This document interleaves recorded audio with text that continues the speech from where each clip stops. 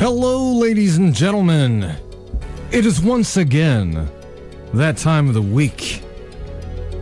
What time of the week is that? Well, it's that time of the week where I drop some saturation truth bombs all up in your eardrums. It is the Hoodrat Strategist radio program. Only on 89.1 FM WIDR Kalamazoo. This is a weekly news and political talk radio show where we call out the establishment's BS and talk about those news stories that slip under the radar, nobody else is talking about.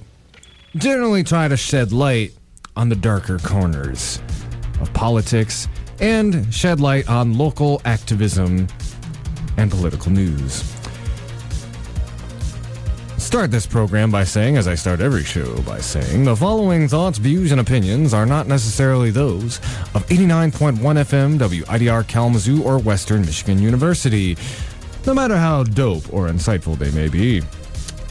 That last part isn't part of the statement, but yeah, hey, dope and insightful. So, got a couple of things that we need to talk about on the show today. Going around the state, around the country. There's been some interesting happenings on the whole RussiaGate scandal in the last couple of days. In particular, with the way CNN has been dealing with it. And we'll dive more into that later on, but there's some journalistic malpractice going on. And then there's some journalistic malpractice that led to some harsh truths. And then there was some good journalism pointing out that journalistic malpractice. Also, later on, we're talking a little bit of strategy. Found this brilliant Medium article about some political strategy on how the left can take back the Michigan Senate in 2018, or at least how they possibly could.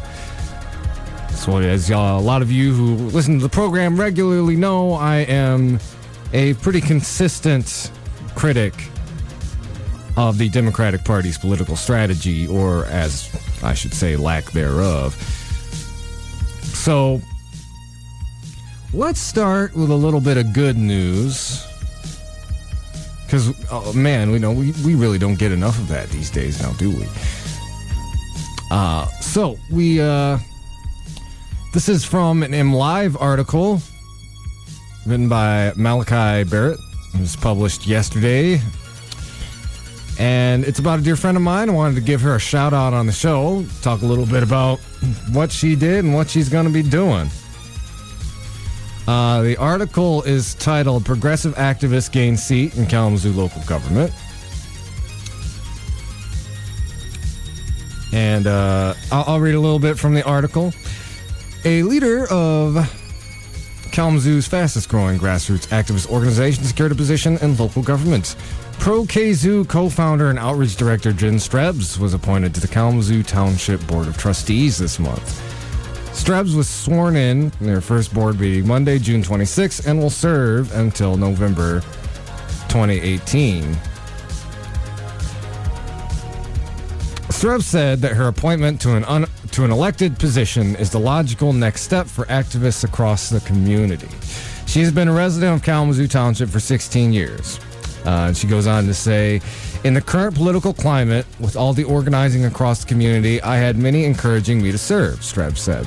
I recognize I have skills useful to the community, so I stepped up. As activists continue to mobilize, we encourage people to step up and recognize that democracy isn't a passive process, it's an active process. As a trustee, Strebs said she wants to speed up the process of removing lead service lines from the municipal water system, increase the accessibility of township infrastructure, and promote an environmentally friendly mindset. The largest concentration of lead services are in Kalamazoo Township's Eastwood neighborhood, which contains 754 addresses with lead lines, a quarter of the total amount in the city of Kalamazoo's water system. In May, the city of Kalamazoo approved an $848,110 contract to remove more than 200 lead services in the township.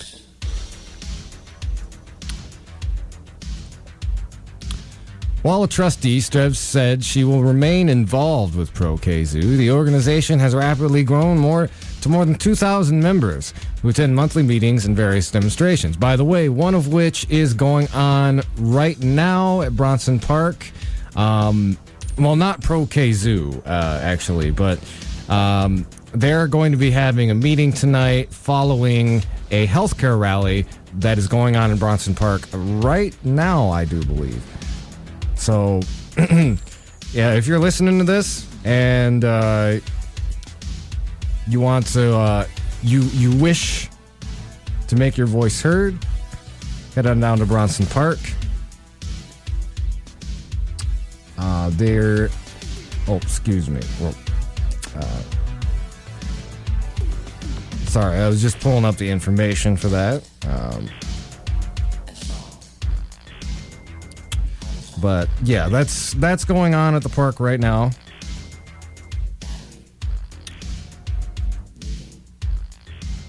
So make it down there, 5 o'clock. Anyway,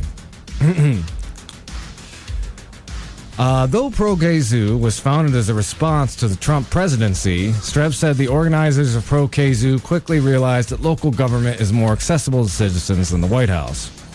Our real voice and power is right here. The people leading are our neighbors, and they can be us if we step up and lead, Strebs said.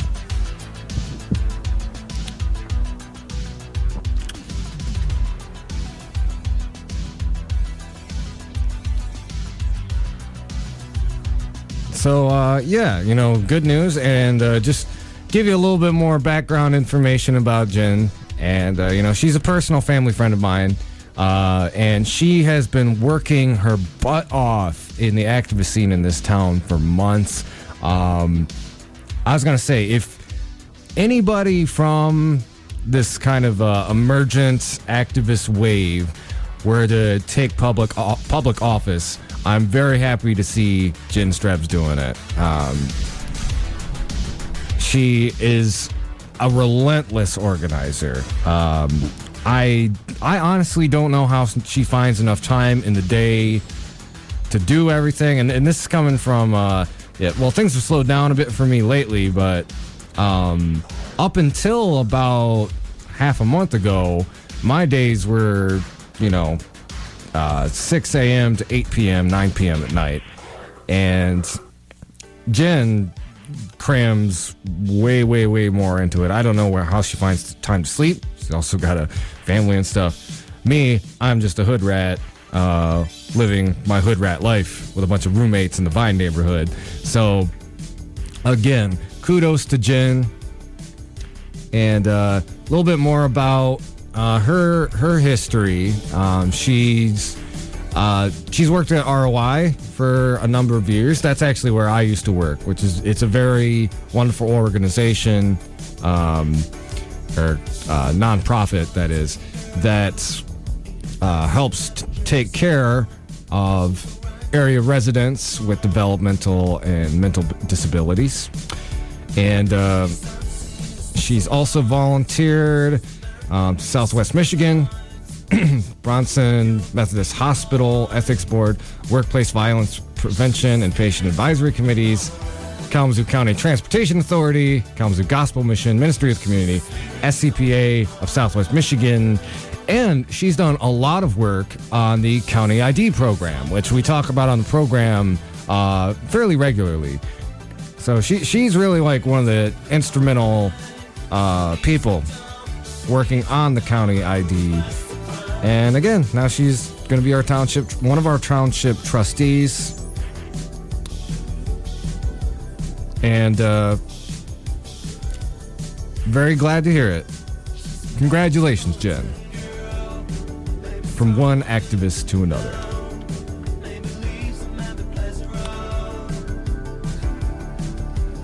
So we're going to take a very, very quick interlude. I simply have to go use the little boys' room. But I will be right back, and we will be jumping into the discussion. Keep it dial locked. This is the Hoodrat Strategist radio program, only on 89.1 WIDR Kalamazoo.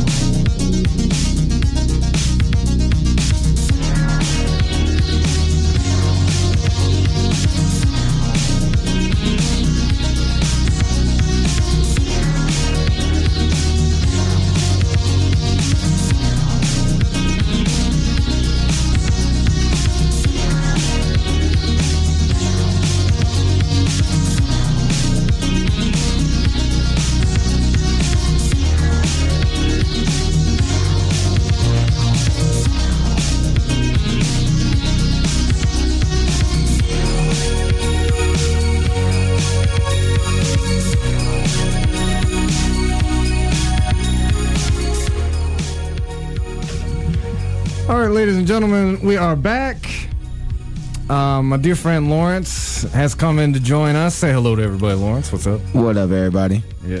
So we're going to hop in. There have been some new developments going on in everyone's least favorite water crisis zone, Flint. Yeah, the canary in the coal mine. Canary in the coal mine, yeah. No kidding. If you think it's not going to happen anywhere else, you are sadly mistaken. Mm-hmm. Oh, yeah. Well, you know, I mean, as we've talked about on the show before, it's really endemic of lots of places in the United States that have tainted drinking water. We've discussed before, like there's that housing project in East Chicago that's still dealing with the lead poisoning, similar to Flint, but was it the EPA? The EPA, it was some government group that just came out, and over 30,000 cities across the country has higher lead levels than Flint. Mm-hmm. In New York, in Texas, in California, in parts of LA, in parts of Brooklyn, Jackson, Mississippi, parts of Houston. It concerns me because I have family members. I have family members and friends in a lot of these places, but at the same time, we've already seen Legionnaire disease take 20 people, 30 people in Flint. I think my numbers are wrong right now, but the thing that makes it upsetting is that they just had a meeting in Flint, I think a week ago, where the special counsel that was put in place after the emergency manager was put over the government. They have a special counsel that it's over the government, over the elected officials, and the elected officials move forward on trying to get closer to resolving the Flint water crisis. In other words, spending some of the $100 million that the government is getting to actually fix the problem. And the special counsel that was put there by Rick Snyder overruled the elected officials.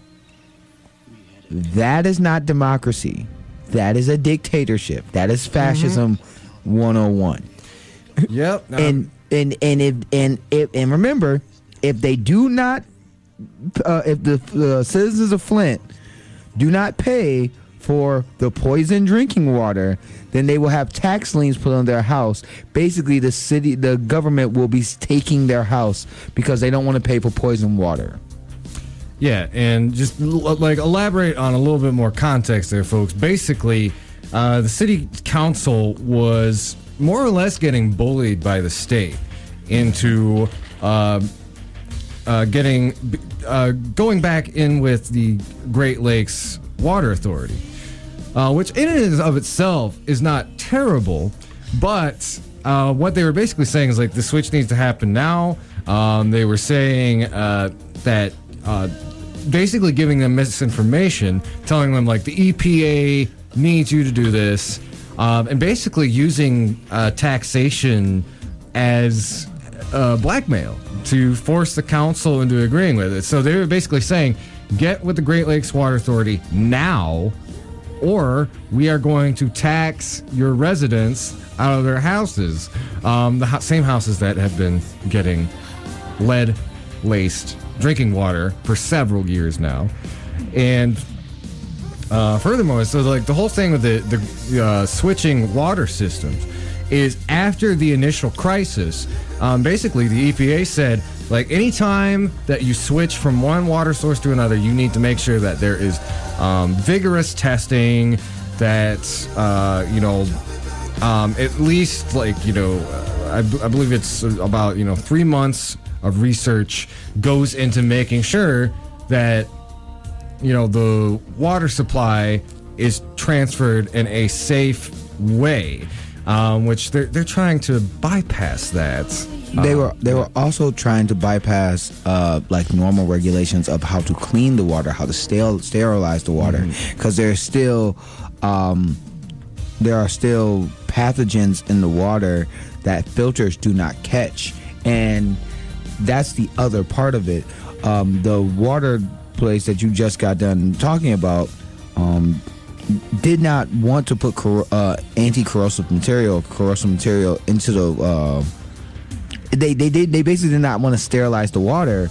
And I mean, I get it. If it's still going through the same messed up pipes, then I can see why that would be upsetting. But if you're trying to clean the water so we can start recycling it so it can be used, you have to put the different chemicals in there that are regulated to do so. They chose not to do it. Mm-hmm. On top of that, the $100 million that Obama administration was giving to Flint to change the pipes and all that stuff, Governor Rick Snyder and his cronies have been using that money to defend themselves in court. They haven't been using the money in Flint. They've been using it in the court cases that they've been having, because the people of Michigan and some of them and a lot of people in Flint are suing the government, which rightfully so they should be. Like, it makes no sense for you to be poisoned by the government who's supposed to protect you. Then you're charged a ransom to pay for the poisoned water, and if you don't pay that ransom, they will take your house away.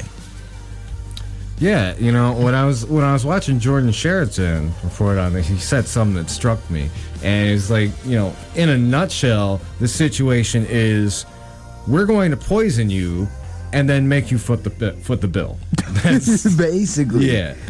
No. What you'll hear is, because I've heard a lot of conservatives talk about it, is like, why don't they just move? Who's gonna buy? I was like, poison. As one of the Flint activists that has said, poison water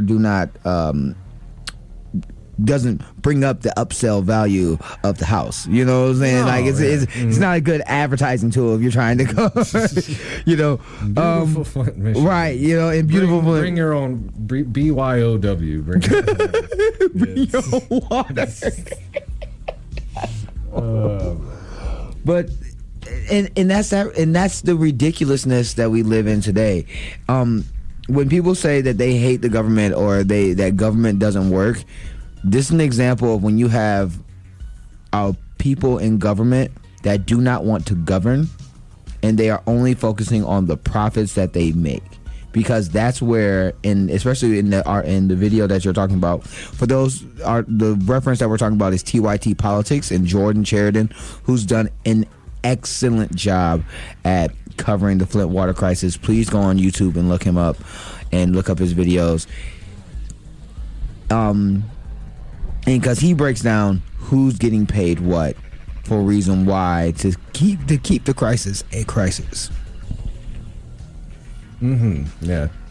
And no, like, frankly, you know what you're talking about, like the whole like get up and move thing.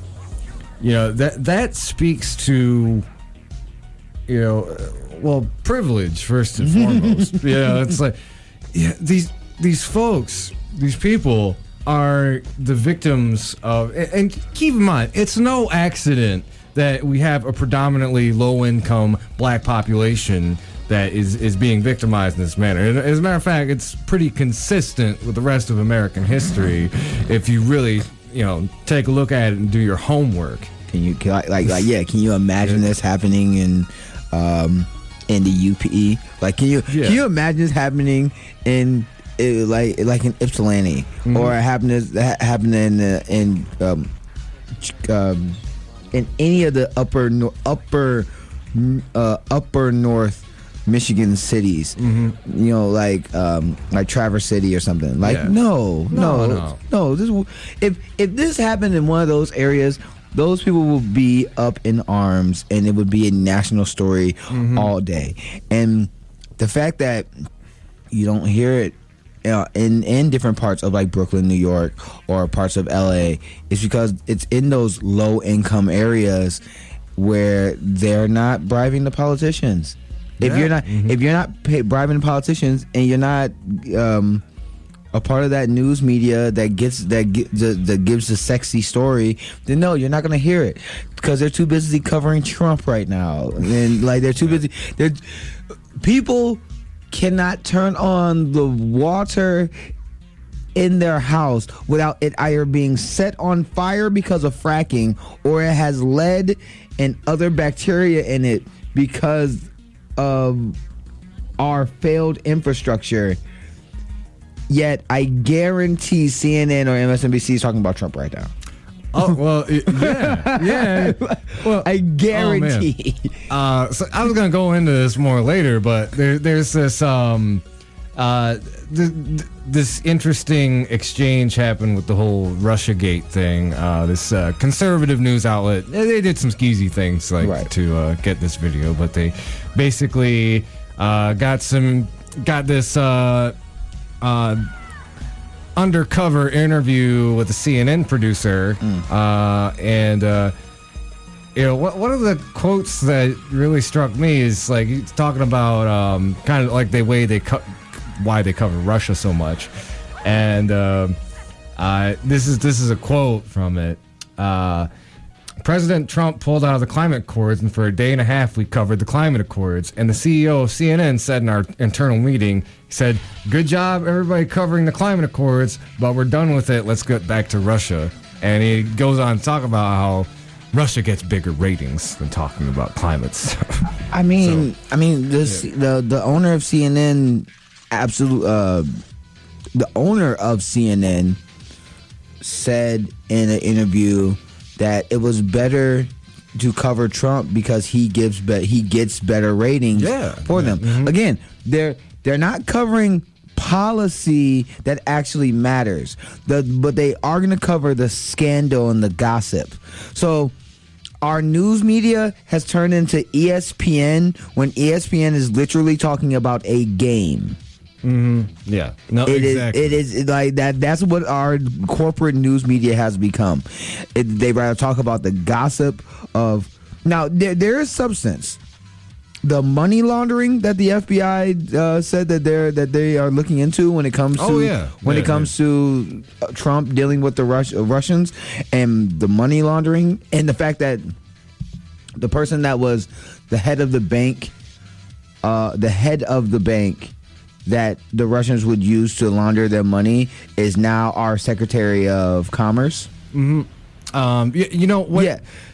No, that's a real news story. That is a real scandal. That's not being covered.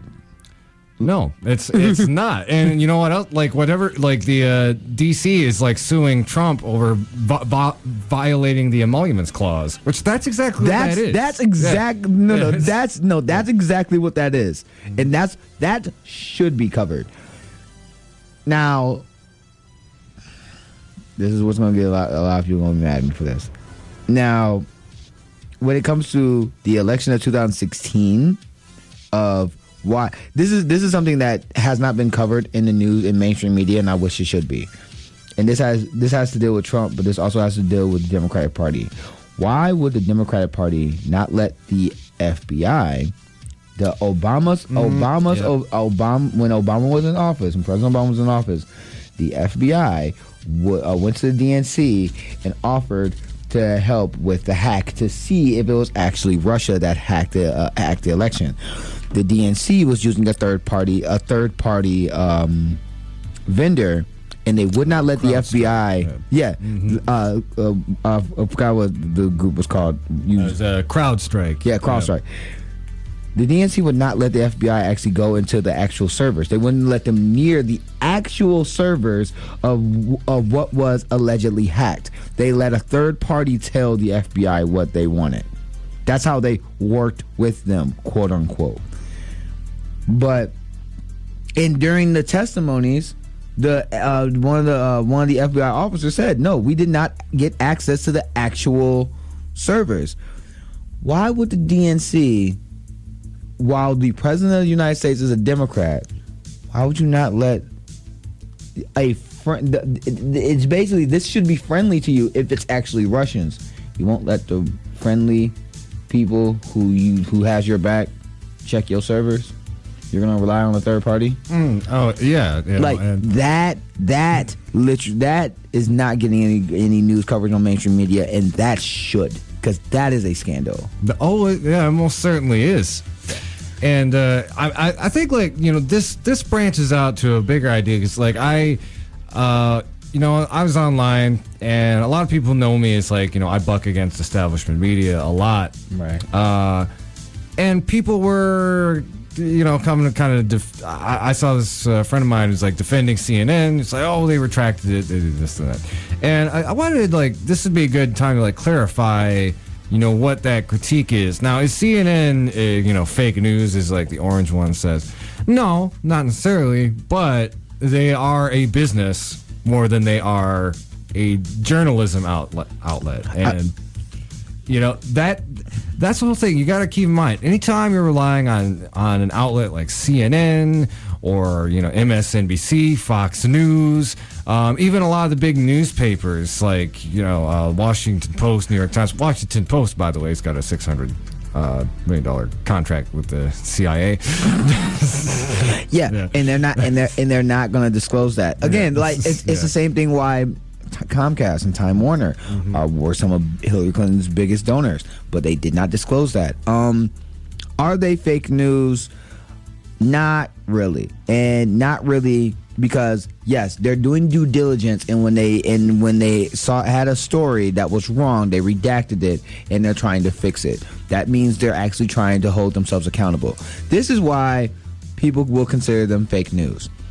Donald Trump says to the owner of CNN to his face, "You are fake news," in a press conference at the White House. What do? You hired his campaign spokesperson. Not only did you hire his campaign spokesperson, you hired Rick Santorum, and then you hired one of his campaign contributors or one of his other staff members. That is a open-handed slap to the face. Why would you want to do that? It's because they want access. Mm-hmm. They want access, and if they get access, they get more ratings. Now, have they been fighting back more often than normal? A little bit. Yes, they have been. But at the same time, their corporate donors are saying, well, Trump's giving us tax breaks. He's going to give us tax breaks with this with healthcare. He's about to give us tax breaks for actual tax reform. Y'all need access to him, and y'all need our money. You will do what we say. And if you're funded like that, then you are biased. And what CNN's problem is, especially MSNBC now, since they're moving more to the right, why Megyn Kelly is hired on MSNBC, I have no idea. But they're doing more neutrality instead of objectivity, and the news media is supposed to be objective. They're supposed to challenge the powerful. They're supposed to report facts and then give an analysis based off of those facts. When you are giving both sides and saying, America, you decide which one is true, without actually giving context, then you're doing disservice. Or having the courage to say, we have proof that this is BS. Right. Then not nearly enough stuff gets called out on any of those networks. When Wolf Blitzer did his interview with Jane Sanders, when she called them out to their face, and Wolf tried to defend CNN. It's like, Wolf, no, bro, you like Wolf Blitzer tried to excuse the fact that they did not hammer home when Bernie Sanders said that Trump is the most dangerous president that we have had. He bombed an 8-year-old American girl. He said that we should kill terrorist family. He's about to kick 20 million people off of health care. He made an executive order that coal companies can poison waterways. And those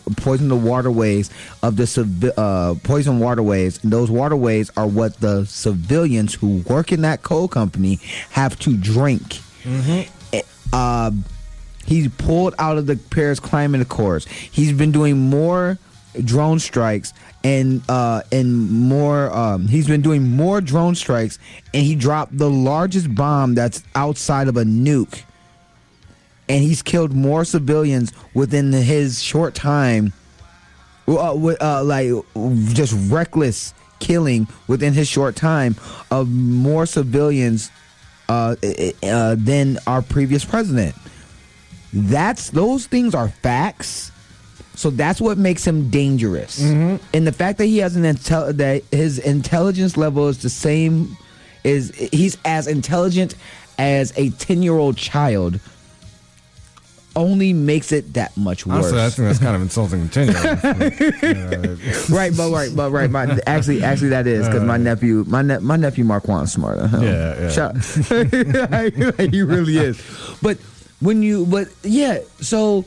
And then at the same time, what does CNN do? Does CNN then fact check what the president has been saying? Does CNN, do they still cover his empty podiums, which they do? Do they still let people like Rich Santorum and other knuckle draggers lie on their airways and do not correct them when they lie? Yes. So, yeah, you're not helping your cause. Well, that's exactly the problem, too, because, like, this situation, so we're talking about, like, they retracted that news story. Right. And from, the way it evolved, basically what happened is the network was so hungry for these Russia stories because they get good ratings. And they were so hungry for it that the journalists who put it forward did not do their fact checking, did not do their homework on it. And the problem is we're in a very sensitive place where, Trump's going around calling people like this news is fake, this is bad. To have like something like that Project Veritas video drop, and the fact that this isn't the first time. Not only is this happened with CNN, but as we point out, we had that Washington Post article a couple months ago talking about Vermont's power grid getting attacked by Russia. And when you publish false stories and you don't do your homework, you are giving credibility to the most uncredible, incredulous president who we've ever had. You make people think like, well, it is fake news. And,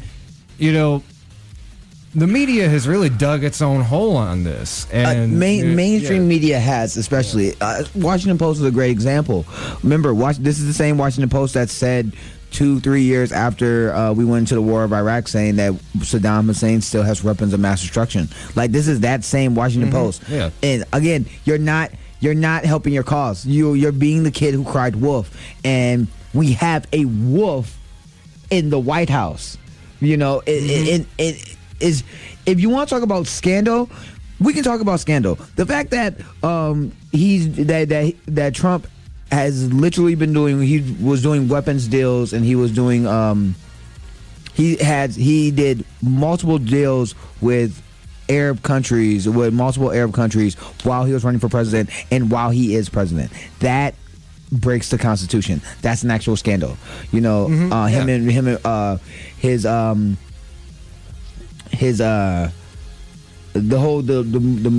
thing that the FBI is looking into now of his money laundering, what James Comey was looking into, that's a scandal. His kids basically saying that they are getting their money from their golf courses from Russia. Those things are scandals.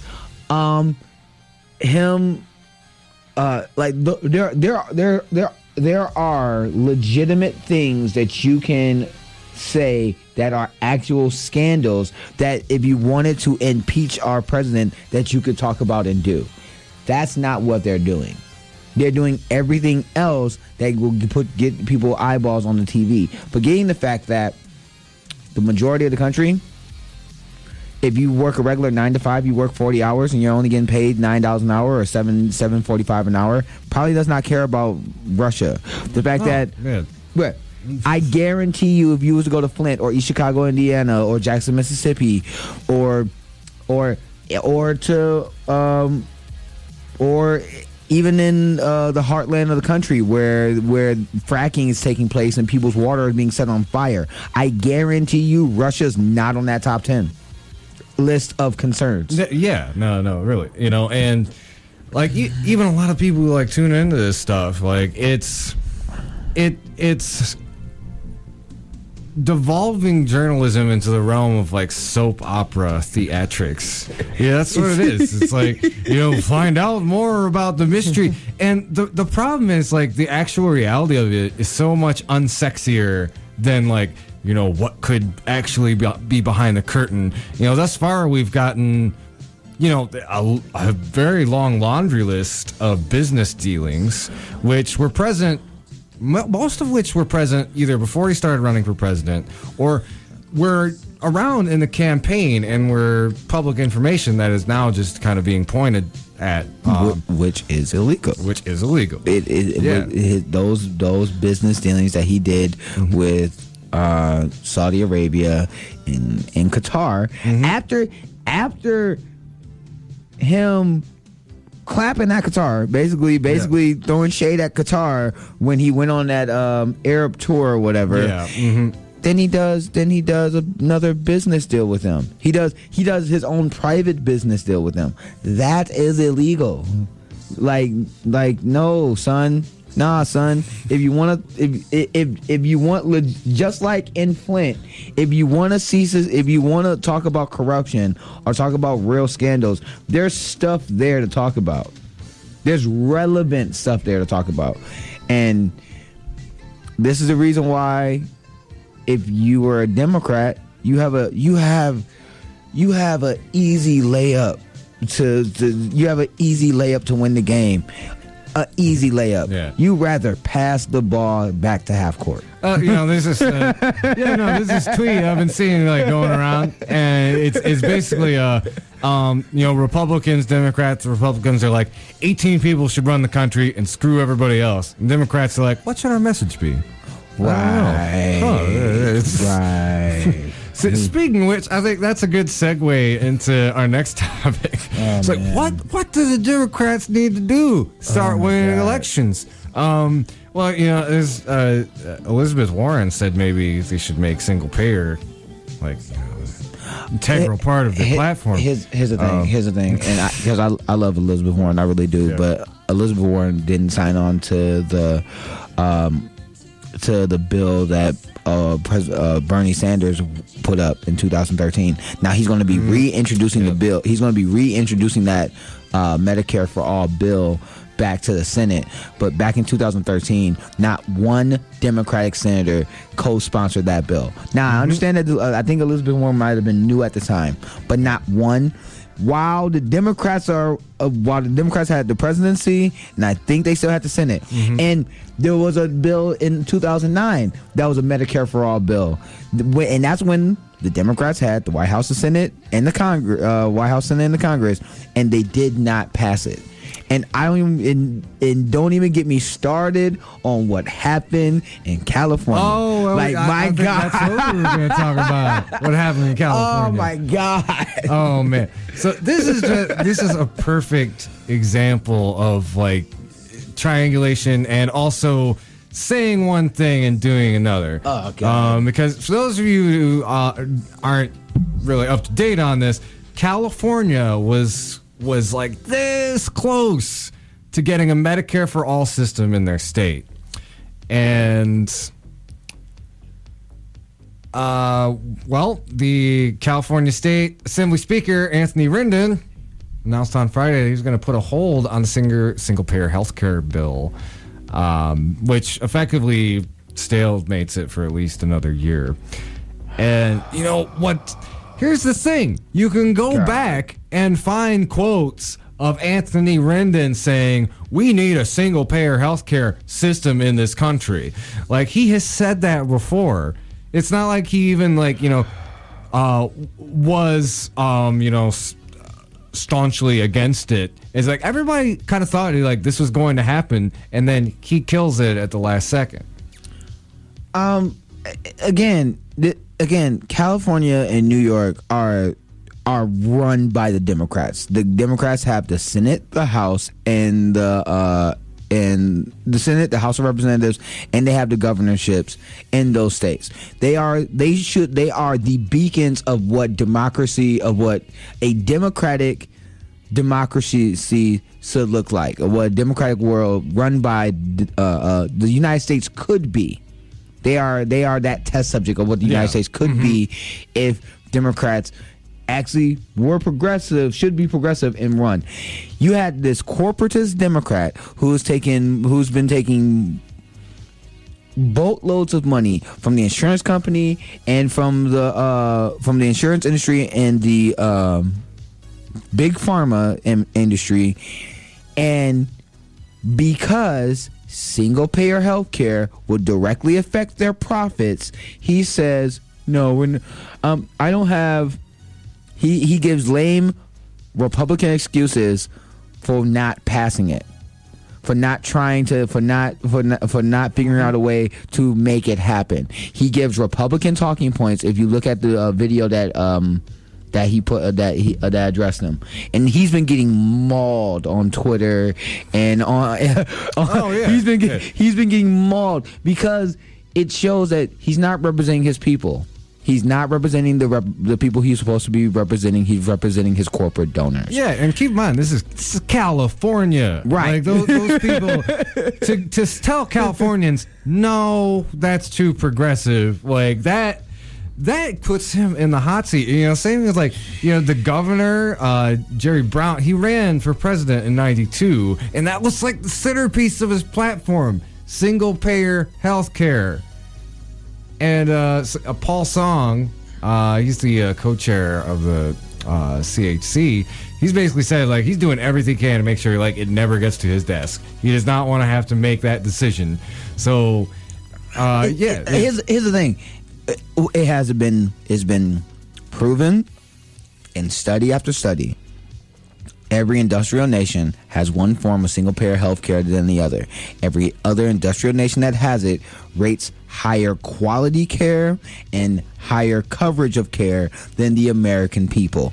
They rank higher than us in quality and on the economic side of healthcare. Now, does that mean that you can't get private insurance for specialty things? No, you can. But essential health care, if we're talking, we're trying to stop people from going bankrupt for medical expenses, which is still the number one reason why Americans go bankrupt to this day. Right after that, I think it's student loan debt. I think those are the top two.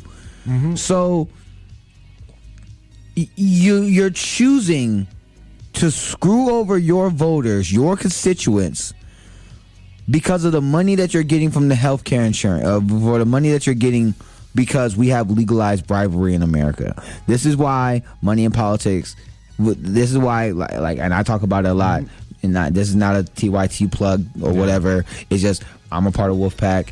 I'm a part of that team that's trying to get a constitutional amendment to get money out of politics. This is the reason why. When the will of the people, when 60% of the country right now wants universal health care, Medicare for all. 47% of Republicans against 37% of Republicans want it. The majority of Republicans want Medicare for all.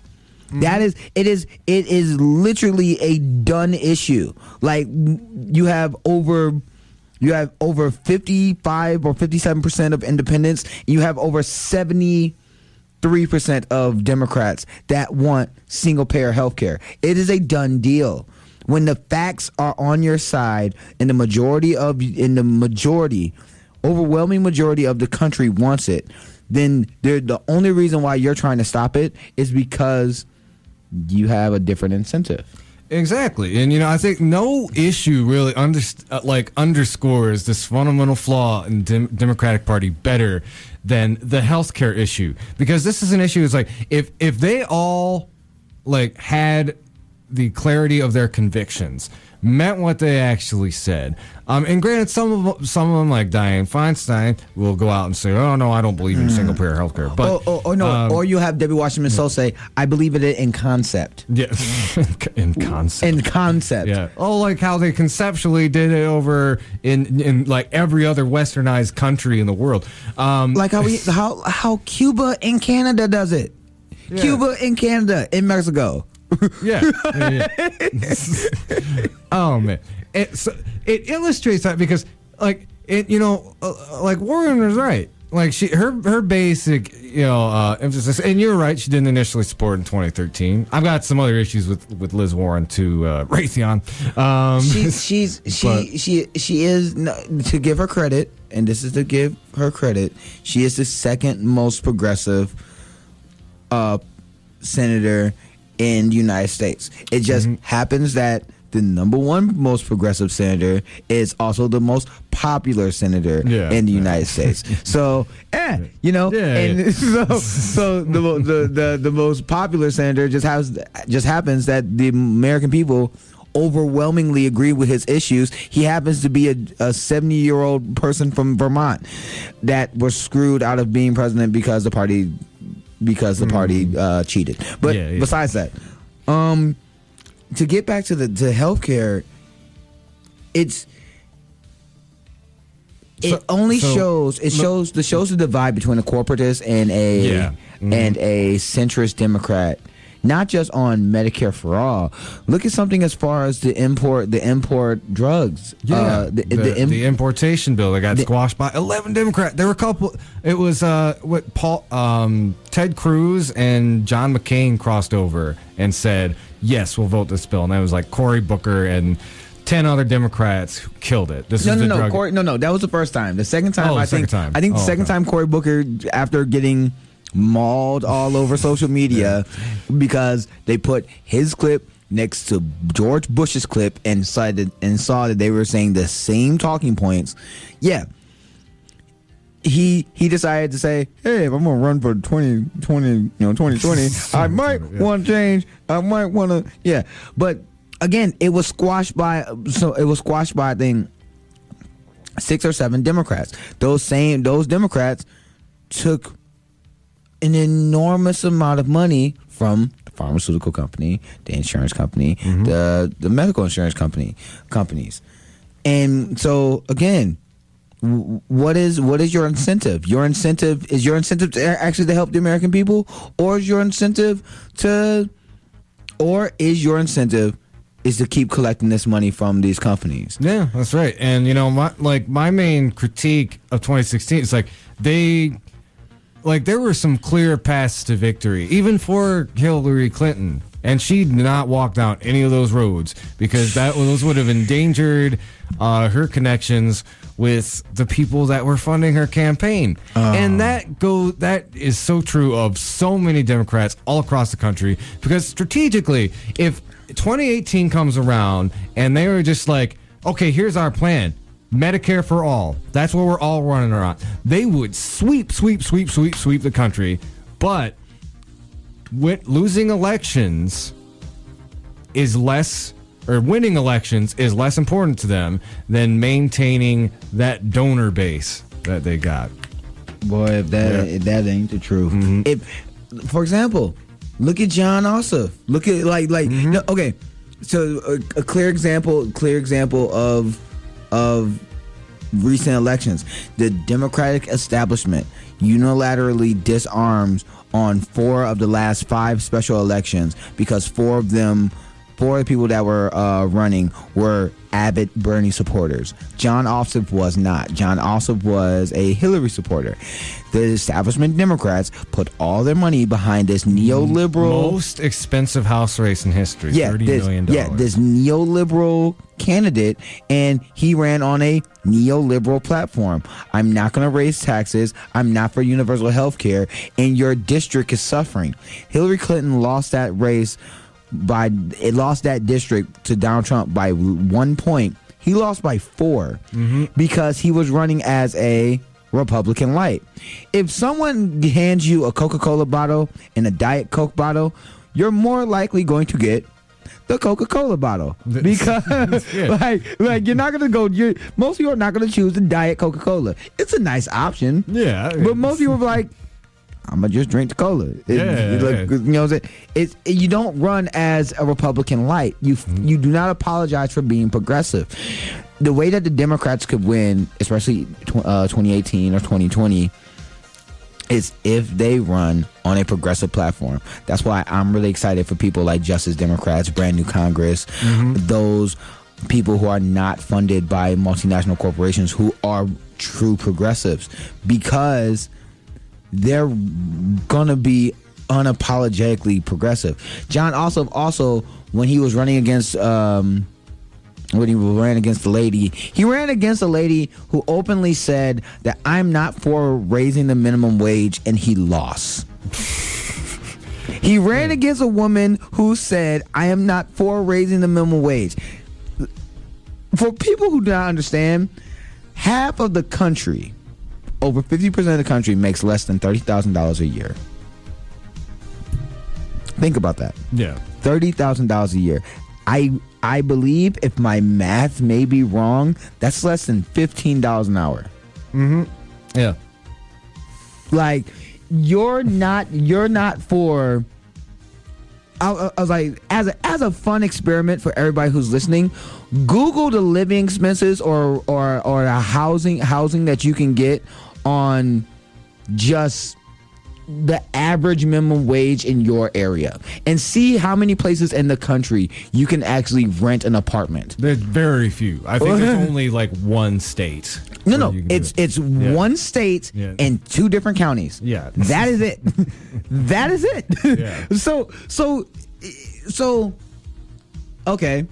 You're not for a single payer health care, which would let people not go. That would let people go to the hospital when they're sick, get treatment when they need it, and not go bankrupt because of medical expenses. You're not for raising taxes on the rich, which would increase the flow of money into the economy, which would also take the burden off of the average American that's in your district. Then how are you helping your people? Well, see, I mean, that's the whole thing is like they have reluctance to tell the contrary story there, because essentially, like you said, they don't want to be the refreshing glass of clean water that you need. They want to be that Diet Coke, and right. So take your Diet Coke and be quiet. Yeah. I could, instead of letting us have clean drinking water, how about you go bathe in this Diet Coke? Yeah. Yeah. Oh man. And it's so like the cycle, the way the Republicans' narrative is, they defund these government programs. The people see like these government programs aren't working. The Republicans are able to say, see how bad government functions, and the Democrats, the corporate ones, will respond by saying, we still need those programs, but read between the lines, they're not going to pump any more money. They're not going to raise taxes. So those programs remain bad or half measures. And the Republicans, once again, could say, look how bad this program is. I mean, that's how we're at this point with the ACHA, is that the ACA just isn't good enough. And it's got problems, and it hurts poor people. And it puts those like penalties on them, and it doesn't cover everyone. So the Republicans say, look how bad this legislation is, and you'll get these red district areas. They're like, yeah, it is. Well, and here's the thing. Obamacare is so bad. It was a Republican. It is a Republican healthcare plan. It was Romneycare. It was what Nixon wanted, but it did help, because it was better than nothing. And you have people in red districts now cussing out their Congress people, saying, do not take away my health care. Because it's those people in those red districts whose health care will be getting taken away. And I guarantee you, after they vote to take it away and give more tax breaks to like Sheldon Adelson will save over 24 million, or something ridiculous. It was like 200 million or something, because of the tax breaks and that they're trying to do with the Better Care Act or whatever. Yeah. Mm-hmm. The man only has 40, 50 billion, my friend who has 40, 50 billion needs another 200 million to put in his pocket. And the thing is, who's being sacrificed to give him that money?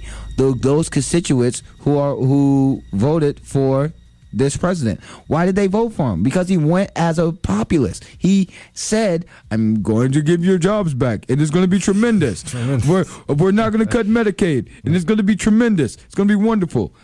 He did say 5 different times, we're going to cover everybody, and it's going to be better insurance. The way you cover everybody and have better insurance is if you have single payer. He said Australia has a better healthcare coverage than we do. Well, really tellingly, more recently, Trump, when he was in Iowa a couple weeks ago at a rally, he said, I could offer a healthcare for all bill tomorrow and the Democrats wouldn't vote for it. Now, obviously, he's leaving out the important fact that Republicans wouldn't vote for it either. But technically, what he's saying, that's true. And as long as that is the truth, that is something that him and every other Republican running for office or in office right now can beat over the Democrats with. As long as our Democrats are being dinos, which are Democrats in name only. As long as Democrats are being dinos and are actually not fighting for the people, then no, we will not have universal health care because that's not what their agenda is. Now, here's the other thing, and this is the other thing. How can this is something that we want to talk about before? How can the Democrats? What would be the strategy that they should use going forward? This one, but it's what would be the strategy that they would use to go forward? If I have a simple solution to that. We're gonna follow the most popular candidate, the most popular political figure in our country, and who has the best policy that the overwhelming majority of the country agrees with. If we do that, we should win. Yeah, exactly. Really simple, nice and easy. Mm-hmm. Let's follow that platform. It will be good. Let's go with the things that the overwhelming majority of the country wants. So what does the overwhelming majority of the country want? Higher taxes on the rich. 93% of the country wants to get money out of politics. Over a majority of the country, over 60%, wants to legalize marijuana. A majority of the country wants free college and tuition. A majority of the country wants our infrastructure to not be a grade D, so that they're not driving over potholes getting to work. They want to raise the minimum wage. They want these are overwhelmingly popular ideas and policies that you could run on. Not platitudes and cliches, but actual policy. And it would be a landslide if they did that. Oh, but Lawrence, I mean, Trump's taking care of that. He sold some infrastructure contracts to Saudi Arabia and a couple other countries. Oh my God! God, when I read that in the news, I was like, that's like giving the Red Cross to Dracula. Not to throw shade at Saudi Arabia. But throw shade at the government of Saudi Arabia. No. Like, it's not because I'm like I just want to throw shade, but it's like, okay, we're supposed to be fighting terrorists, and we fight terrorists because they behead people and all this stuff. Saudi Arabia beheads people for witchcraft.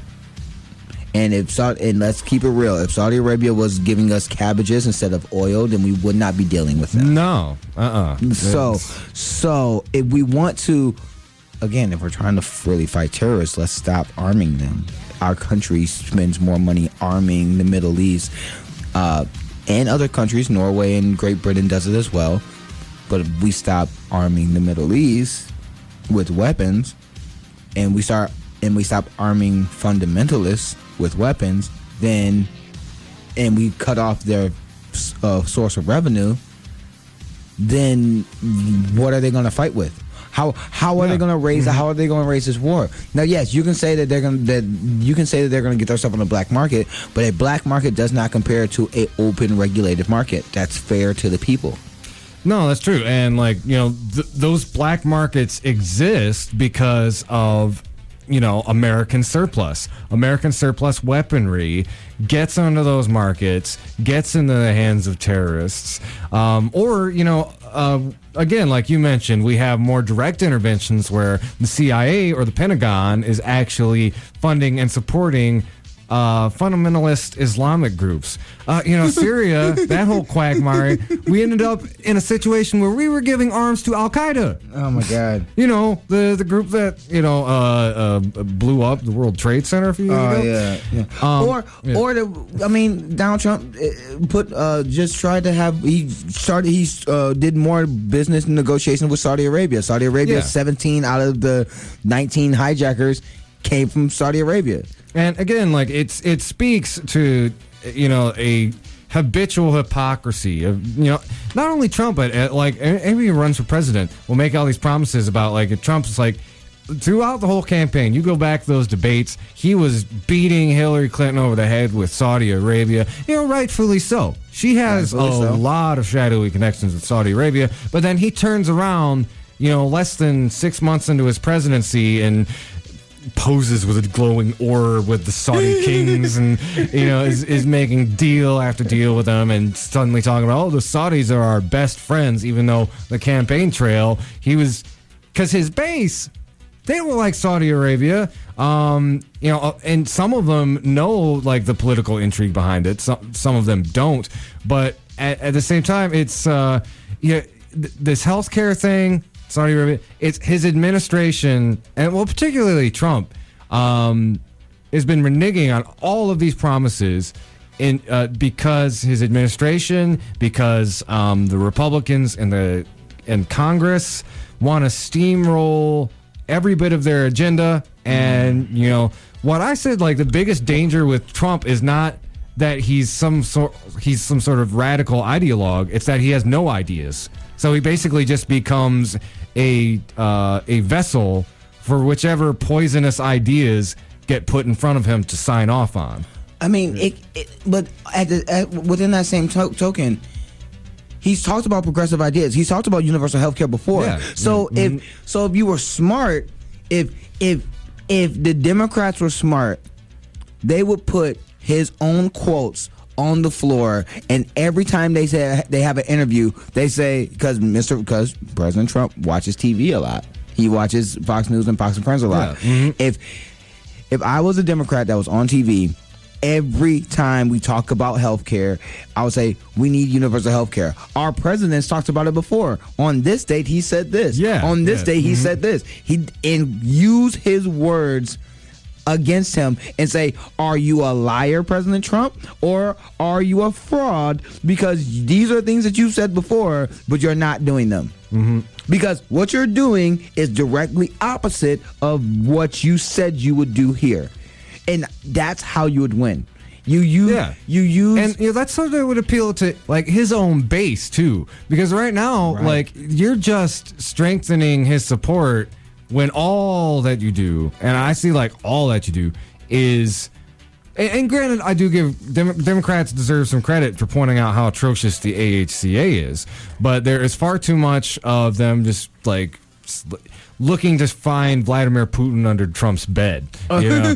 And again, like, from a strategic perspective, that's another, like, problem with the Russian narrative, because one, that's something that distracts the Democratic base away from the issues and infuriates Trump's base because they think that they're witch hunting him. And to a certain extent, again, like, there are actual ties to Russia that are impeachable, but they're business related. It's not this whole Russia took over the election narrative that everybody's being spun that's so sexy, that has so much intrigue behind it. But the fact that that's the angle they're going with, that does nothing but alienate, you know, conservative independents, people who are undecided, non-voters, and again, just continuously re-entrenches Trump's base. By now, his base should be disintegrating because of all the promises that he's breaking. But as long as the Democrats and the more, you know, liberal side of the media keep fouling up, and no, not to cut you off, but it all has a place. It has a place. But the thing that has a bigger place is, if I'm going to talk to, how am I going to get those Republican voters to come to my side? You do what Bernie Sanders did. He went down to the heart of Trump country, and he talks about policy, and he talked about policy after policy after policy. He had a room full of Trump voters standing up and shouting for universal health care. Did John Ossoff do that? No, not at all. He did the opposite. Yeah. That's why he lost. Yeah. Like if you talk about policies that will influence their lives. If the majority of the people in Trump country, and this is true, the majority of people that's on Trump country are on Medicaid, they are making less than minimum wage, a lot of them have pre-existing conditions, a lot of them are only getting by. They're not rich. They're average Americans. And remember, the average American, half the country, make less than $15 an hour. They make less than $10 an hour. They make less than $30,000 a year. You talk to them about, not only are we going to raise your wage with minimum wage, we're also going to give you health care that you don't have to go bankrupt on, and we can give your children free college and tuition instead of going to these wars.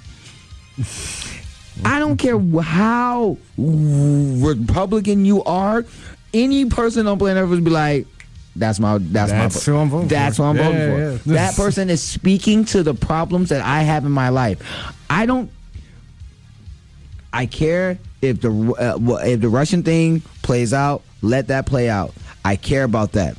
But as much as the media talks about that, I have lead in my water. I have to make life decisions. Either I'm going to put gas in my tank, or I'm going to get groceries to get home. I'm halving my pills, my pharmaceutical pills, because they raised the price of my pharmaceutical pills another $50. Yeah, exactly. Like those are real life issues that the average American goes for. A senator in D.C. doesn't have those issues. That's why they're out of touch. This is the reason why the Democratic Party polls at 35% and Trump polls at 35%. You want to know who polls over 60? Bernie Sanders.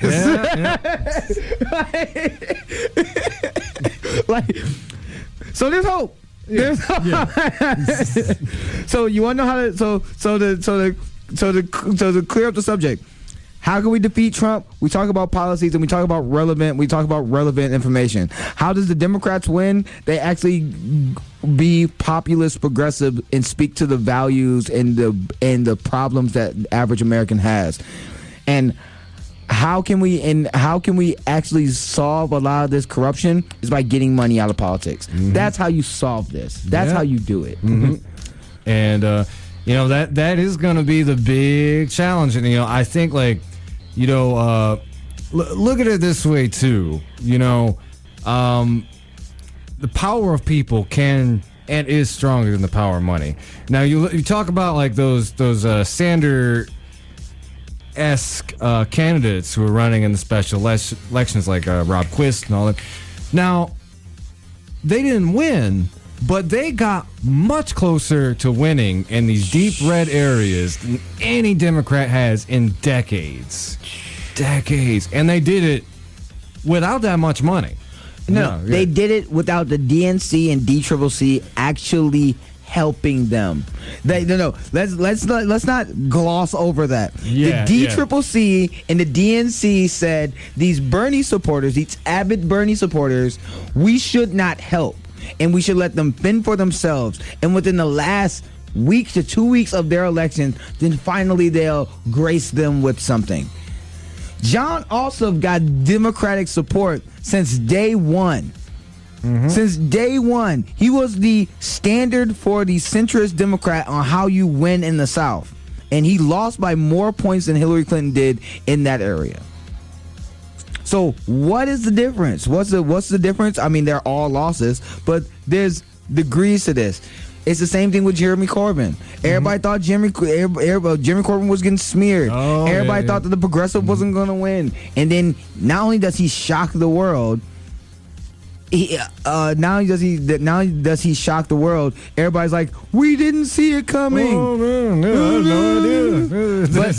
But the establishment is being people are voting against establishment. They're fighting back against the establishment because status quo does not help them. But if you're fighting for things that help people, then you will get the people to back you. That is as simple as it gets. Yep, that is true. Well, all right. I gotta dip out. All right, yeah, sorry. Yeah, Lawrence is supposed to be out here at 6, but you know how heated we get when we get on these discussions. So, all right. I will be back next week, though. All right, great. I will be back next week. All right. Thanks for stopping by, man. And we're gonna take a little break. We're gonna get some messages thrown in there. You're listening. We gotta pay some bills. Yeah. This is the Hoodrat Strategist radio program, only on 89.1 WIDR Kalamazoo, your only source for political revolution.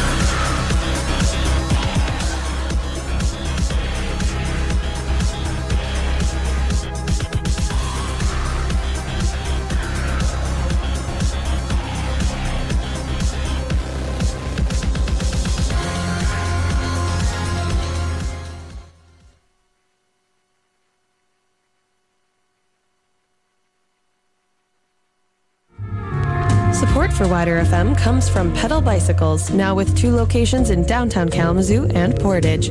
Pedal Bicycles has the right bike for every Kalamazoo rider, whether you're blazing the trails, cruising the streets, or just getting off the training wheels. To keep your ride running smooth, Pedal Bicycles offers multiple levels of repair services, anything from a quick tune-up to a complete overhaul. And to keep you safe and looking fly, Pedal Bicycles has all of the gear and apparel you'll need. To discover your spin within, head to 185 Romans Road in Portage, 611 West Michigan Avenue in downtown Kalamazoo, or pedalbicycle.com. Thanks, Pedal Bicycle, for supporting sustainable transportation, Buns of Steel, and Radio Evolution.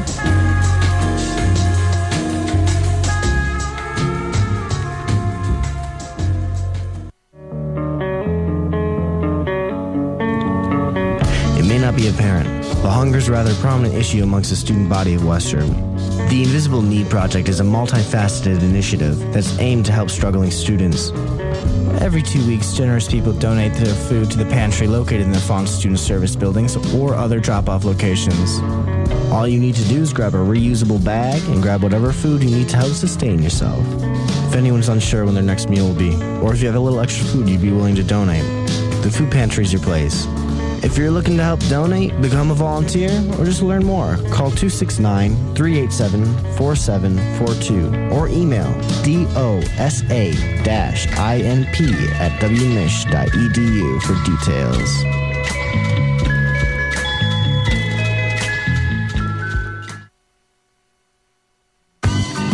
This is an open slot in the wider clock and could be filled with an underwriting announcement for your local Kalamazoo business. For more information, please visit widerfm.org and head to the support page.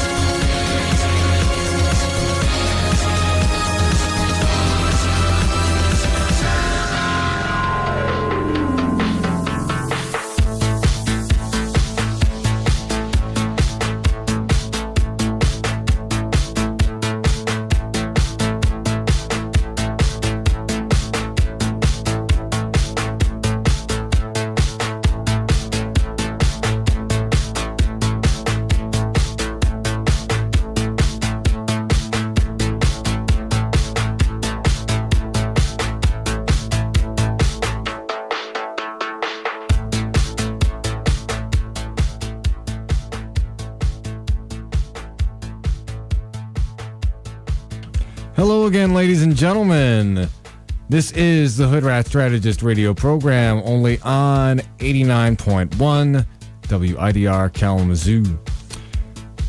So, want to pivot a little bit towards political strategy, and this actually ties into a lot of the stuff we were just talking about, which is, what did the Democrats or, any leftists really need to do in order to take back elected positions and legislative offices from the Republicans. So I wanted to localize it a little bit.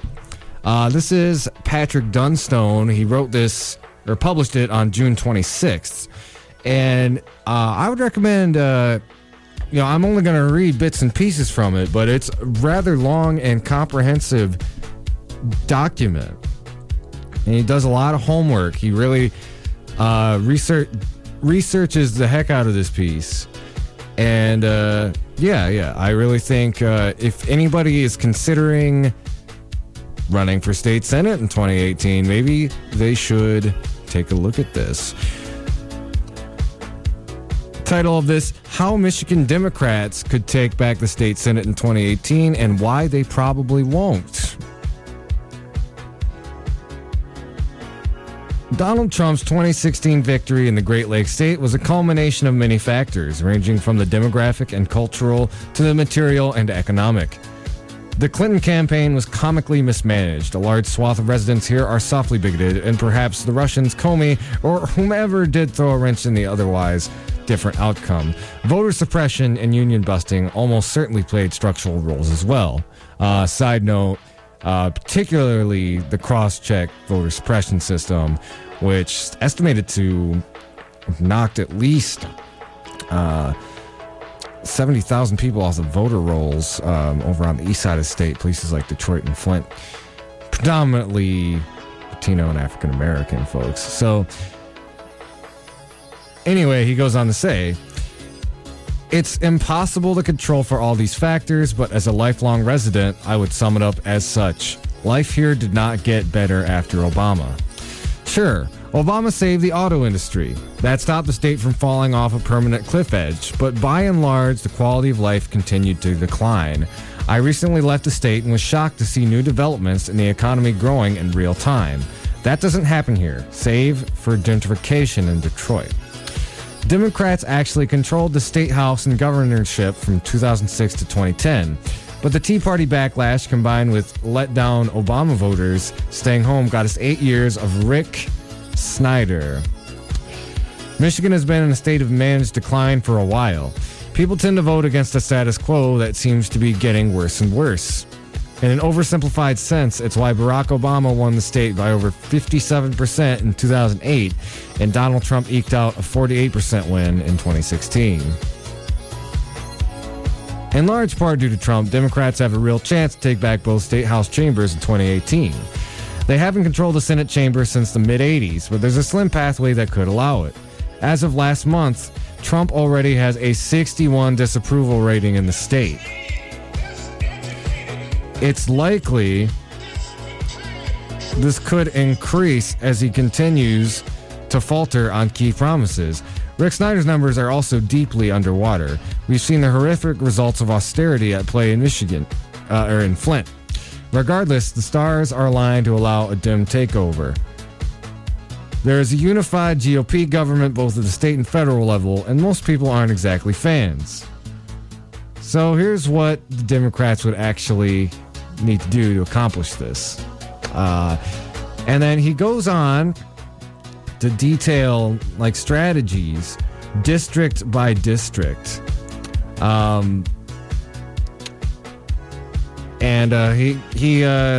goes ahead and lays out some methodology. Again, if you want to see this article in closer detail, again, it's on Medium.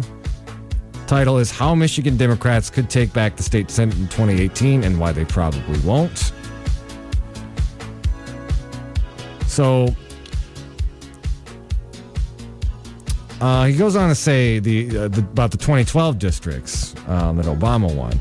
He said, despite a mediocre re-election campaign, Barack Obama beat Mitt Romney 54-45 in the state.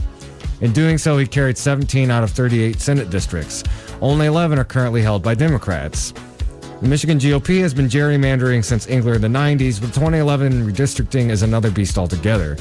That does not, however, excuse the Democrats for losing seats that Obama won. Most of these seats are pretty leftward thinking, but suffer from low turnout. They shouldn't exist, but here they are. So, let's go ahead and, again, he talks about every district. Let's zero in on the 20th, which happens to be the Kalamazoo district. Said Obama won this district 56-43, and Hillary won it 53-40. The Democratic candidate lost his seat by less than 100 votes in 2014. Kalamazoo is a young, progressive college town, and the strategy for this district should be as follows. Turn out the city like crazy, but don't be invisible in the rural parts. For that to happen, however, the candidate might have to actually be a little inspiring. That's kind of a... That's a bit of a dig, but again, it's really like we need somebody who's not going to be milquetoast, somebody who knows well enough to play towards that common sort of anti-establishment insurgency that is taking over electoral politics in a really big way.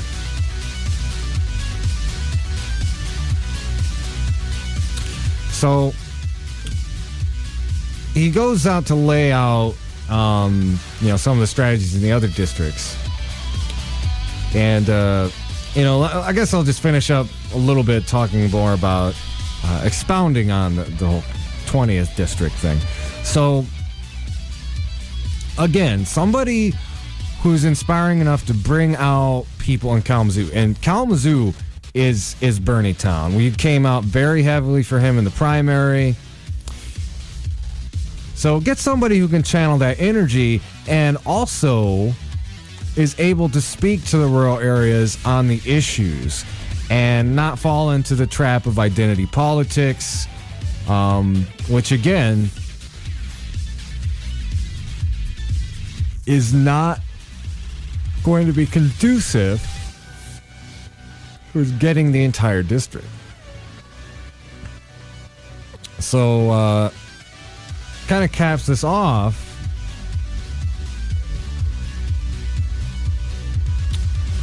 by being a little bit more pessimistic, like basically how they could screw it up. And he says, so why won't they do it? He says, listen, I'd love to be wrong, I really would. The grassroots are activated everywhere, and that gives me immense hope. But it's impossible to discount the Democrats' massive incompetence that allowed us to get to this point in the first place. To actually pull this off, they'd need to do a couple things. 1, abandon/adapt the likely voter model. What that basically means, the likely voter model is you only appeal or you structure your actual ground game around the idea that you should only target people who are likely to vote. What we need to do is inspire people who don't vote to vote. And, that's something that a lot of people have been pushing locally. I get involved a little bit in local Democratic politics, and that's something I always say. You get people who don't care enough to vote, too cynical to vote. Inspire them enough to do that. 2, provide a genuinely inspiring alternative vision. Something based on the issues, man. Something... you don't just talk about how terrible the Republicans are, how bad Trump is. You offer an actual alternative that is not just, as me and Lawrence talked about, Diet Coke. You offer the 20th district some actual nice, refreshing, healthy water in the form of progressive policy. Invest heavily in new voter registration. That's extremely important. Activate drop-off/irregular voters earlier than get out GOTV. And so I've worked on a campaign before, Paul Clements, when he ran for Congress here in the 6th District. And GOTV, get out the vote, only really ramps up in the last 2 or 3 weeks of a campaign. And yeah, this dude is right. We need, like, any successful campaign needs to have their ground game going, and particularly talking to people who, when they talk about drop-off voters, they're talking about people who initially say they're going to vote, and then they either forget or they lose interest. You got to make sure continuously get those voters, make sure they're going to come out. And yeah, focus on the people who vote regularly. Because again, the strength and the necessity of getting people into the Michigan Senate is going to rely on inspiring people who usually don't care about down ballot state-based Senate races. Number 5 is work with the grassroots and don't fly solo. Again, this is so important, man.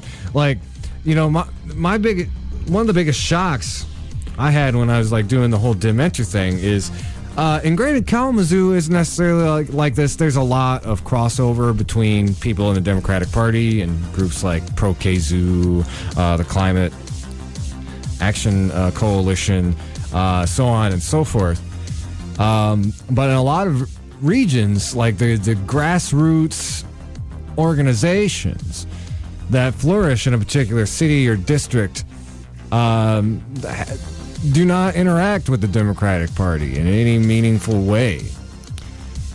That's got to change. Candidates, campaigns need to interact in a very much closer way with groups that align with their values. Because again, a campaign of like a centrist Democrat is going to lose. If it's somebody who's genuinely campaigning as part of a political movement, that is something that has the strength to win. He goes on to say, off the top of my head, these things are what they need to do to make real progress and what could shape up to be an anti-Trump midterm. Perhaps they will end up doing these things, but I worry that they will set their bar too low and fail to invest early when they should be setting up for wins everywhere because waves can develop late. If the Democrats swept all 12 of these seats, they would have a 23-15 majority in the state Senate. Considering that would more than double what they possess now, it's highly unlikely. The GOP will have an arsenal of corporate money so large it would make the DeVos family nervous, but it's still a midterm with an unpopular sitting president. Prove me wrong, Democrats. Hit the ground running and win back the state Senate. So again, that's Patrick Dunstone. He published this article on Medium. It's called How Michigan Democrats Could Take Back the State Senate in 2018 and Why They Probably Won't. Very, very good read. Very important read.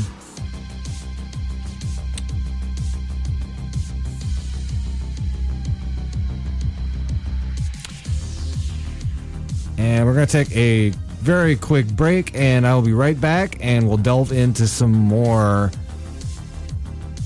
news, information, etc., etc. You're listening to the Hoodrat Strategist radio program only on 89.1 WIDR Kalamazoo, your only source for political revolution.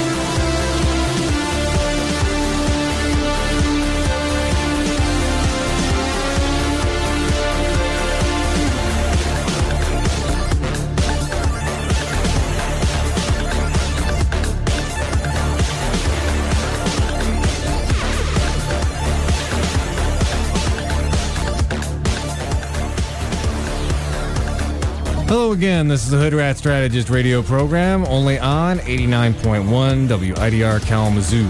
So, I wanted to finish out the program talking about Syria. In particular, this very interesting article I found on Counterpunch. The whole Syria situation has been a cauldron of questionable information, misdirection. Assad is a bad actor, but at the same time, can all of these gas attacks be ascribed to him? Can they or can't they?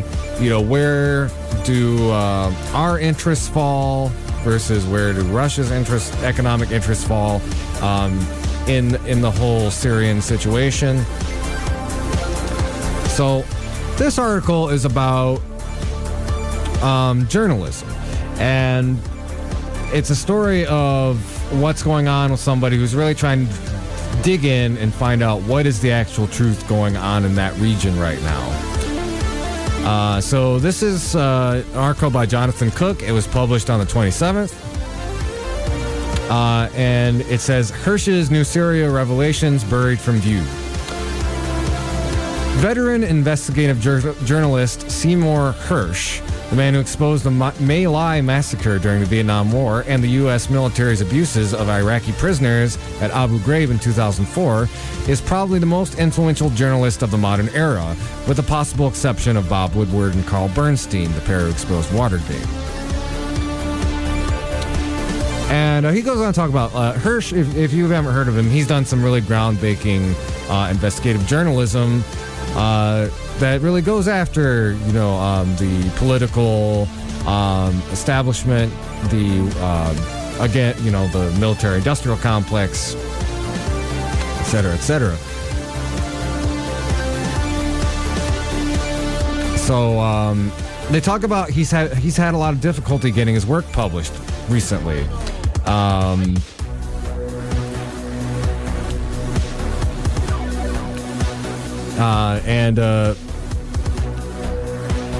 He goes on to say the potential reach of his stories could be enormously magnified by social media. As a result, he's being increasingly marginalized and his work denigrated. By denying the credibility of a respectable mainstream platform, he can be dismissed for the first time in his career as a crank and a charlatan, a purveyor of fake news. And again, this is a veteran journalist who's been well respected for many, many years, but a lot of his findings run contrary to the official narrative that establishment sources want out there.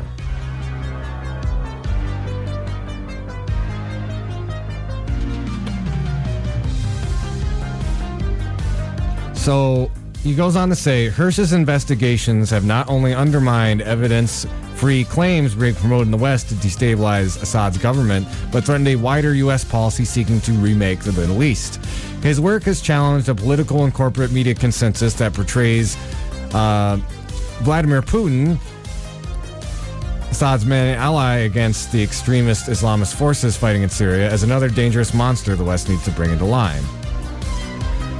For all these reasons, Hersh has found himself increasingly friendless. The New Yorker refused to publish his Syria investigations. Instead, he had to cross the Atlantic to find a home at the prestigious but far less prominent London Review of Books. And let me add in a little bit of context here as far as Vladimir Putin goes. So, for many years, not too dissimilar to a certain George W. Bush, he's been ramping up military interventions as a way to kind of distract his own populace from taking too close a look at their economic circumstances, the economic policies of Putin's own government, which are very bad. But again, and there's a brilliant article in The Economist several years ago that took a very close look at this, how he's using military interventionism in places like Crimea and Syria to ramp up nostalgia for a time that Russia had a military strength comparable to the United States. Bring up drudge up nationalism. This article doesn't really talk about that much, but I wanted to make sure to kind of put that in there.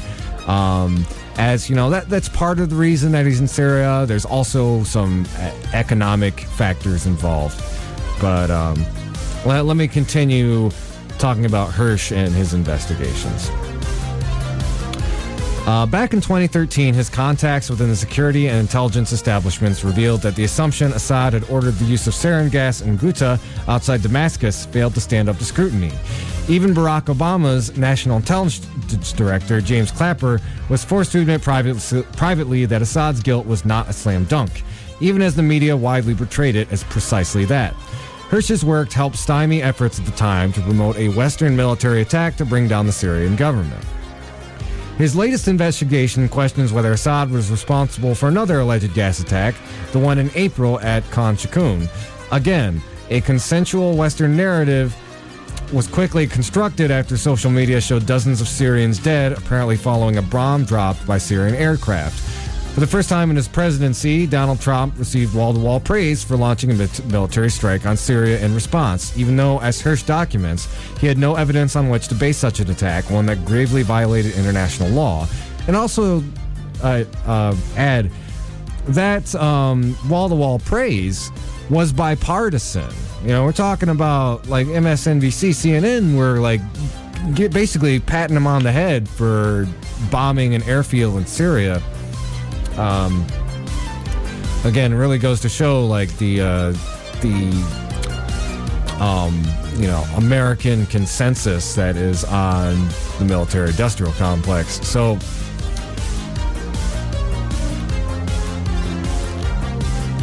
the London Review of Books is running really scared on this. They don't want to publish it. But Hersh is being forced to publish ever further into the center's power, whose misinformation his investigations are challenging. So they go on to talk about how the fact that, like, you know, these revelations are really being stifled. And how even like this small London publisher, it's preventing his work from being transmitted where it really needs to go. It's the United States. You know, I'm reminded of how Greg Palast, an American investigative journalist investigating American election integrity, finds most of his work. Granted, he does get some work with Rolling Stone, but primarily he's done a lot of work with The Guardian, a UK paper that will pick up his stories, while many American outlets refuse. And of course, everybody knows The Guardian is an incredibly, very credible news source. So, it goes on. Here's the meat and potatoes of it. As for the substance of Hersh's investigation, he finds that Trump launched 59 Tomahawk missiles at a Syrian airbase in April, despite having been warned by the U.S. intelligence community that it had found no evidence that the Syrians had used a chemical weapon. In fact, Hersh reveals that, contrary to the popular narrative, the Syrian strike on a jihadist meeting place on April 4th was closely coordinated beforehand between Russian and U.S. intelligence agencies. The U.S. were well apprised of what would happen and tracked the events. Hersh's sources in the intelligence establishment point out these close contacts occurred for two reasons. First, there's a process known as deconfliction, designed to avoid collisions or accidental encounters between the U.S., Syrian, and Russian militaries, especially in the case of their supersonic jets. The Russians therefore supplied U.S. intelligence with precise details of that day's attack beforehand. But in this case, the close ties also occurred because the Russians wanted to warn the U.S. to keep away a CIA asset who had penetrated the jihadist group from the day's meeting. This was not a chemical weapons strike, a senior advisor to the U.S. intelligence community told Hersh. That's a fairy tale. If so, everyone involved in transferring, loading, and arming the weapon would be wearing hazmat protective clothing in case of a leak. There would be very little chance of survival without such gear. According to U.S. intelligence, Hersh reports the Syrian Air Force was able to target the site using a large conventional bomb supplied by the Russians. But if Assad did not use a chemical warhead, why did many people apparently die from inhalation of toxic gas? The U.S. intelligence community, says Hirsch, believes the bomb triggered secondary explosions in a storage depot in the building's basement that included propane gas, fertilizers, insecticides, as well as rockets, weapons, and ammunition, and chlorine-based decontaminants for cleansing the bodies of the dead before burial. These explosions created a toxic cloud that was trapped close to the ground by the dense early morning air. Médecins Sans Frontières found patients it treated smelled of bleach, suggesting they had been exposed to chlorine. Sarin is odorless. Hirsch concludes that the evidence suggested that there was more than one chemical responsible for the symptoms observed, which would not have been the case if the Syrian Air Force, as opposition activists insisted, had dropped a sarin bomb, which has no percussive or ignition power to trigger secondary explosions. The range of symptoms is, however, consistent with the release of a mixture of chemicals, including chlorine and the organophosphates used in many fertilizers, which can cause neurotoxic effects similar to those of sarin.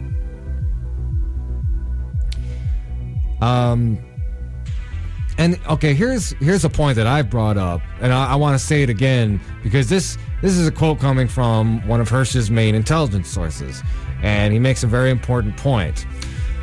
What doesn't occur to most Americans is if there had been a Syrian nerve gas attack authorized by Assad, the Russians would be 10 times as upset as anyone in the West.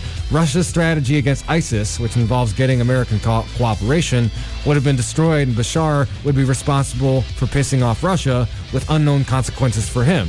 Bashar would do that when he's on the verge of winning the war? Are you kidding me? When U.S. national security officials planning Trump's retaliation asked the CIA what they knew of events in Khan Shaykhun, according to Hirsch's source, the CIA told them there was no residual delivery for sarin at Shayrat, and Assad had no motive to commit political suicide. Shayrat was the airfield where the Syrian bombers had taken off.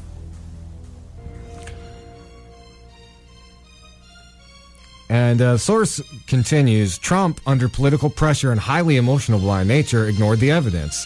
Hirsch's source said, the president saw the photographs of poisoned little girl and said it was an Assad atrocity. It's typical of human nature. You jump to the conclusion you want.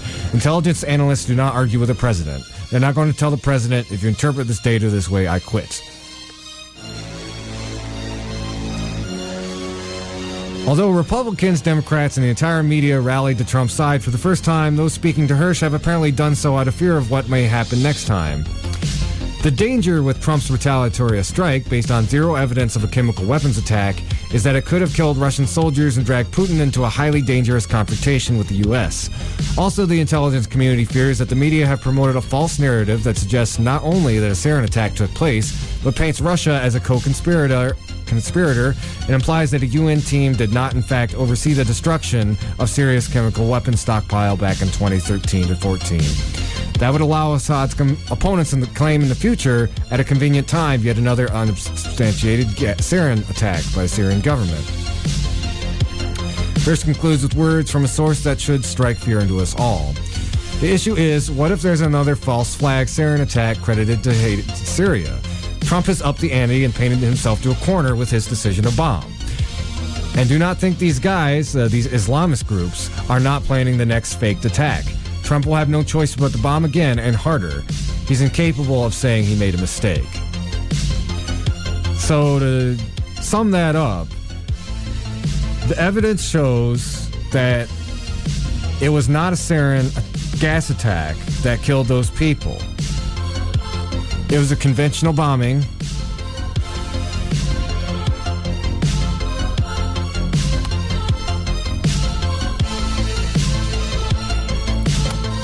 That ended up exploding a lot of volatile chemicals in the area, but not on purpose. And Trump is emotionally volatile, so he went with the thing that one would get him brownie points in the press, what he thought was the right thing to do in light of seeing those photographs, and that's the concern. He might be pushed by these same factors next time without the presence of actual evidence to back it up and end up escalating tensions with Russia even more, which experts have said the tensions that we have with Russia currently are worse than they've ever been since the Bay of Pigs.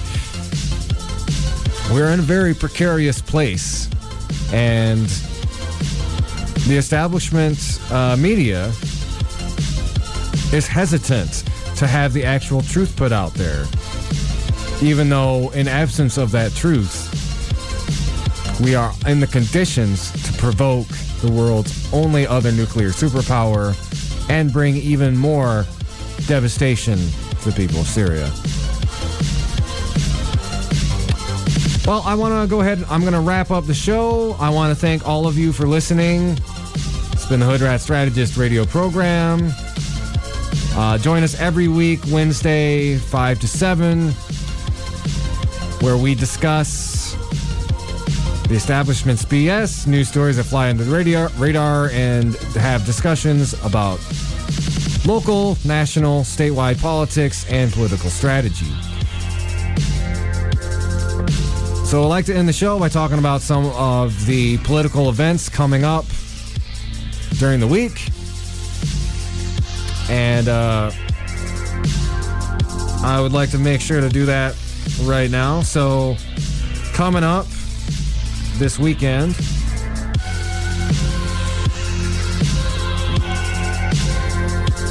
on Friday at the Kalamazoo First Congregational Church, there is going to be a Black Town Hall hosted by BLM. That's at 6 o'clock. And a little bit about the event. It is a meeting of the black community for the black community. So, please, this is going to be an all-black space. They do invite elected officials to come and attend. And as they say in their event description, the purpose of the event is to create space for the black community of Kalamazoo to connect, as well as to give the community a chance to meet the organizers of BLM KZoo, where we can all listen to the needs and desires that the black community believes are important to establishing better respect, responses, and equity regarding matters that directly affect our community in the city of Kalamazoo. On July 1st, Saturday, 12 p.m., Building Blocks is hosting a Pocket Park party, which is with a partnership with the Land Bank. They're working on creating a pocket park on the adopted lot in the East Side neighborhood. And again, that's going to be at Building Blocks, 1219 South Park Street, Saturday, 12 p.m.